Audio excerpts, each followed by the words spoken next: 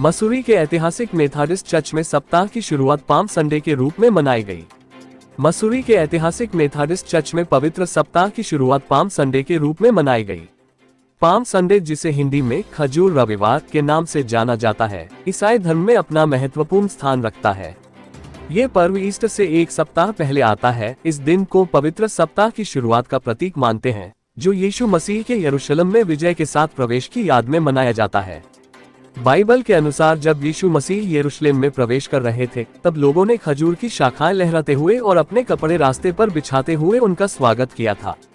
इस अवसर पर मेथोडिस्ट चर्च के पास्टर विवेक साइमन ने बताया, इस दिन चर्च में विशेष प्रार्थना सभा आयोजित की जाती है, जहां खजूर की डोलियां को आशीर्वाद देकर वितरित किया जाता है। कई जगहों पर जुलूस निकाले जाते हैं, जिसमें श्रद्धालु खजूर की डालियां लेकर प्रभु यीशु का यरूशलेम में प्रवेश की घटना का पुनः प्रदर्शन करते हैं। कुछ लोग इन डालियों से क्रॉस बनाकर अपने घरों को सजाते हैं, जो आस्था और भक्ति का प्रतीक माने जाते हैं।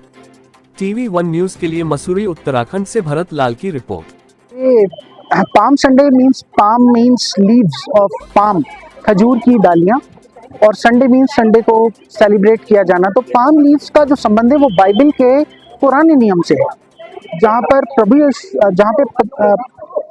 प्रभु यीशु मसीह जब यरूशलेम में प्रवेश कर रहे थे, तो लोग बाग उनकी राह में ये खजूर की डालियां डाल रहे थे।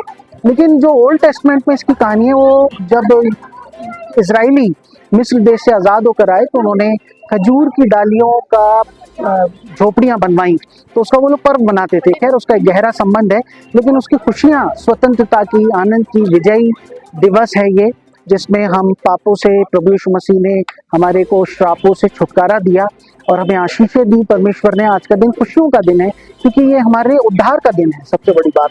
तो पाम संडे जो है ईस्टर की एक शुरुआत समझ लीजिए, पैशन वीक की एक शुरुआत समझ लीजिए। 7 दिन तक मनाया जाता है। बाइबल के अंदर आपने देखा होगा, राजा महाराजा, न केवल बाइबल के अंदर, कई सभ्यताओं में राजा जो हैं वो घोड़े की सवारी करते थे और हाथी की सवारी, लेकिन गधी की सवारी का कहीं पर भी होता। लेकिन बाइबल के अंदर जब एक राजा दूसरे राजा से या दूसरे प्रांत से मिलने के लिए जाता था, तो वो गधे के बच्चे पर जाता था, घोड़े पर नहीं जाता था। घोड़े पर अगर आ रहा है, का मतलब है कि वो प्रतीक है कि वो युद्ध करने के लिए जा रहा है, लेकिन यहाँ पर वो शांति का संदेश लेकर जाता था।